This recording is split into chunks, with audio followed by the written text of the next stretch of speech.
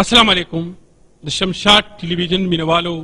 د نړۍ د لر او بر ښاغلو پښتنو، زه نزار یوسفزی د اپ ټي وي دوبۍ لخوا د لر او بر د پښتنو د امن او د سولې د مشاعرې سره تاسو ته حاضر یم. څنګه چې تاسو ته پته ده، په متحده عرب اماراتو کې په لکونو پښتانه میشته دي د مسافرۍ د زړه چاودي او د خوارو زارو نه ډک ژوند سره د خپلې ژبې، د خپل ادب او د خپل کلتور د پرمختګ دپاره کوششونه کوي. او زمونږ د اپ ټي وي همیشه کوشش دا دی چې په متحده عرب اماراتو کې یا په پوره ګلف کې څوک هم د پښتو ژبې او د پښتو کلتور خدمت کوي، هغه وخت په وخت ستاسو په وړاندې راولو. زمونږ مشر ښاغلي فاروق سلطان صاحب مونږ ته په بار بار دا وینا ده چې تاسو داسې پروګرامونه جوړ کړئ چې هغه د پښتو او د پښتنو په خیر او په ګټه کې وي او د لر او بر پښتانه د یو بل سره رایوځای کړي. ملګرو، دا نننۍ مشاعره زموږ د هغې کوششونو یوه کړۍ ده. څنګه د دې نه به تاسو ته دا هم پته ولګي چې دا حساس خلک چې د خپل وطن نه په زرګونو میله لرې ناست دي، دی خپل وطن ته پراخپیښو کچالو په هغه مسلو چې نن په ایس د یو کام ورسره موږ د لر او بر پښتانه ور مخامخ یو، د هغې په حواله د دې حساس خلکو سوچ او فکر څه دی. نو زه نزار یوسفزی د نننۍ مشاعرې ستاسو کوربه یم. ستاسو له ټولو شاعرانو، ادیبانو، فنکارانو، د قلم د ملګرو یو ډېر ممنون مشکور یم چې زموږ په بلنه باندې دلته رالی او په دې مشاعره کې هم ګډون وکړه. ستاسو له ټولو یو جهان مننه. په دې مشاعره کې ګډونکي شاعران موږ سره ښاغلی اعجاز خټک صاحب، ښاغلی احمد حسین ندیم، ښاغلی اختیار الله ورکزی، ښاغلی حکیم زلن ورکزی، ښاغلی ظفر حسین ظفر، ښاغلی ممتاز ورکزی، ښاغلی ندیم عامر خټک، ښاغلی حکیم خان بنیری،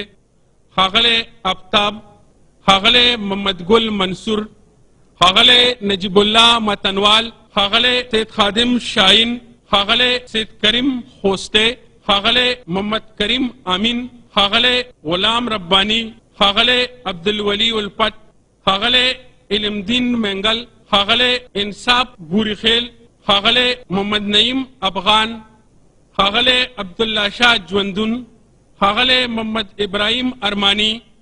ښاغلی جهاد ګل حنیف، ښاغلی احمد شاه حقوقی، ښاغلی خالد خان اسرت، ښاغلی ایدر بنگش او ښاغلی امین بنگش. دا ټول هغه شاعران ملګري چې په دې نننۍ مشاعره کې به زموږ سره ګډون کوي. د مشاعرې عمري شاعر ښاغلي اعجاز خټک صاحب له بلنه ورکوم. ښاغلی اعجاز خټک صاحب هغه نر پښتون دی چا چې د نن نه 30 کاله مخکې په متحده عرب اماراتو کې د پښتو ژبې لپاره د پښتو عمړی تنظیم د اماراتو پښتو ادبي ټولنه جوړه کړې وه، او د پښتو مشاعرو دا رواج دا پټکې هم د دوی په سر باندې دی. زه ورله په دې ټپه باندې مایک ته د راتلو بلنه ورکوم چې دشمن د کلي منځ ته راغی، دشمن د کلي منځ ته راغی، لالیه پورته شه چې ملا دې وتړم. ښاغلی اعجاز خټک صاحب.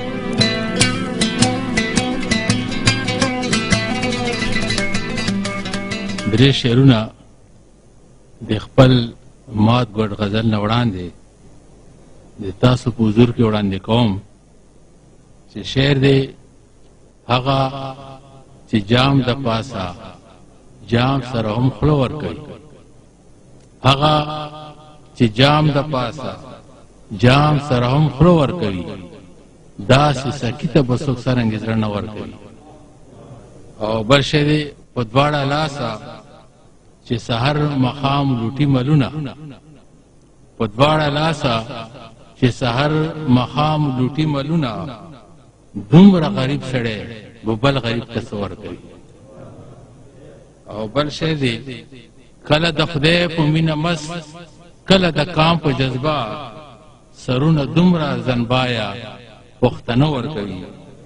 او د غزل یو څو شعرونه دي چې ستا د خبرو د ځواب ونه یم، ستا د خبرو د ځواب ونه یم، هر څه به یم خو سپین کتاب ونه یم، ستا د خبرو د ځواب نه یم هر څه به یم خو سپین کتاب نه یم او شعر دی چې خلق مې لولي پاڼې پاڼې د ژوند خلق مې لولي پاڼې پاڼې د ژوند په مخ راخور دی تور نقاب نه یم او شعر دی چا نه چا پر خپل ځان تړلی د کتاب هغه انتصاب نه یم او شعر دی چې په خپله برخه په خپل کټو کوزي په خپله برخه په خپل کټو کوزي شمار د غټانو په حساب نه یم او شعر دی چې زما جنان دی دا د ټولو جنان زما جنان دی دا د ټولو جنان ولې خوښ په انتخاب نه یم او اخري شعر دا چې د ژوند مقصد کتش جنت ګټل وي د ژوند مقصد کتش جنت ګټل وي اختا په دغسې عذاب نه یم ډېره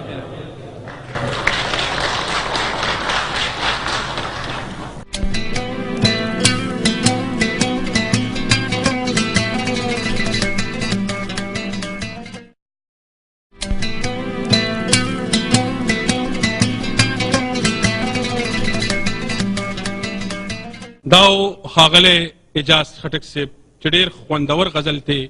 موږ او تاسو واورېد. اوس ښاغلي محمد حسین ندیم له د پښتو په دې ټپه باندې بلنه ورکوم چې په خولې به جنګ در سره وکړم په خولې به جنګ در سره وکړم د بڼو لاندې به زاری درته کوم. په دې ټپه باندې ښاغلي محمد حسین ندیم له بلنه ورکوم چې راشي او موږ په خپل کلام باندې ونمانځي. ښاغلی محمد حسین ندیم.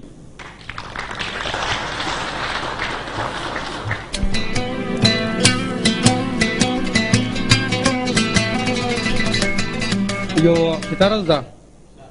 ګلونه به کرو خو چې موسم ورله پیدا شي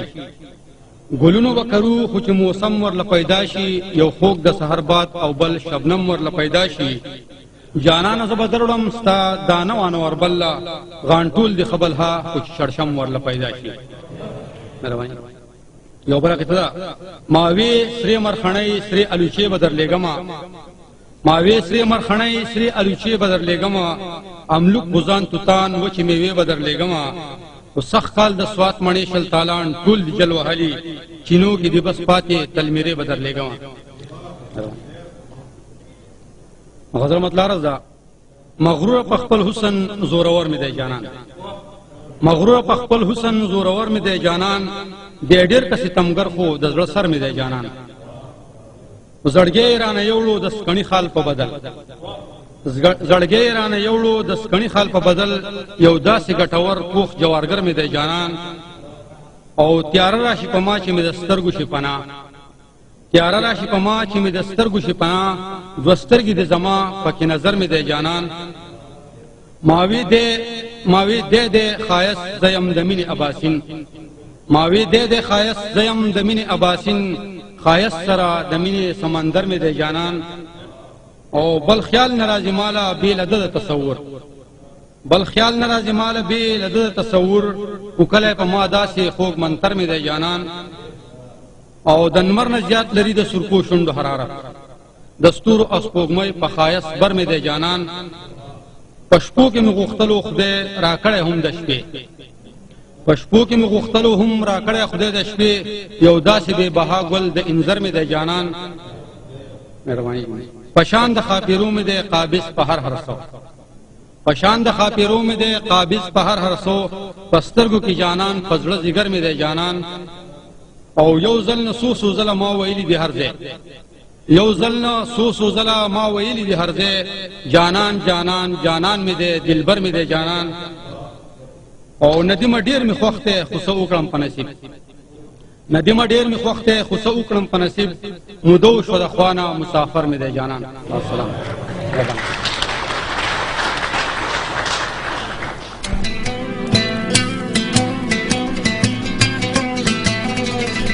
داو ښاغلی محمد حسین ندیم صاحب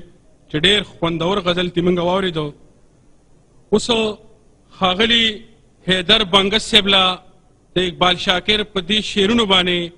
مایک ته د راتلو بلنه ورکوم که غواړې په هر کار کې د خپل ځان دپاره خیر که غواړې په هر کار کې د خپل ځان دپاره خیر پیدا که په خپل زړه کې د جهان دپاره خیر او په دې کوڅو کې ما د بادشاهانو وخت تېر کړی په دې کوڅو کې ما د بادشاهانو وخت تېر کړی په کومو کې چې غواړم د جانان دپاره خیر او بېګا راته په خوب کې یو سپینګیري سړي ووی بېګا راته په خوب کې یو سپینګیري سړي ووی چې په مینه کې د ګوره د انسان دپاره خیر په دې شعرونو باندې ښاغلي ایدر بنګش له بلنه ورکوم چې راشي او موږ په خپل کلام باندې نمانځي ښاغلی ایدر بنګش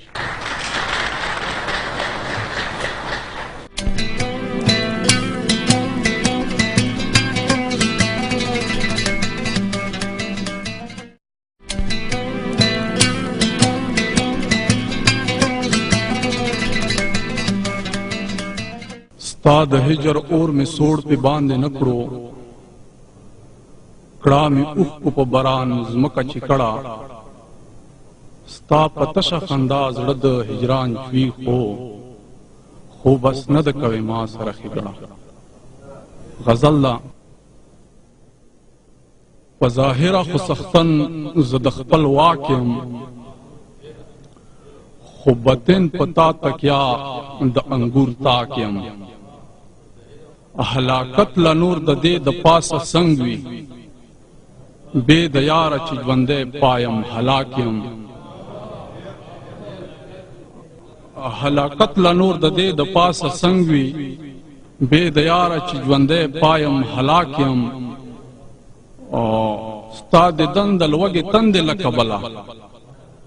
ستا د دند لوږې تندې له کبله زمانې لره تشبیح د اوچ خشاک یم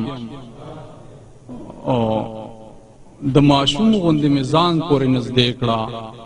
محبت کې د بې عیبه او بې باک یم یاره ما لره د تشه خندا بس دی د طوطي په شان شتمن د لږ خوراک یم ډېره ډېره مننه یاره ما لره د تشه خندا بس دی د طوطي په شان شتمن د لږ خوراک یم د نافرت له زنځیرونو مې آزاد کړه زه حیدر خو له فطرته مینه ناک یم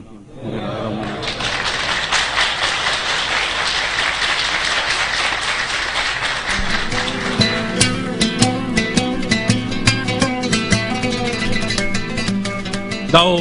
ښاغلی ایدر بنګش صاحب چې ډېر خوندور کلام ترې موږ واورېد د مشاعرې په دې برخه کې اوس جهاد ګل حنیف له د پښتو په دې ټپه باندې مایک ته د راتلو بلنه ورکوم چې د مخې لرې شئ لار راکوي د مخې لرې شئ لار راکوي زه مسافر لالي له غېږه ورکوم ښاغلي محمد حنیف ښاغلي جهاد ګل حنیف له بلنه ورکوم چې راشي او موږ په خپل کلام باندې نمانځو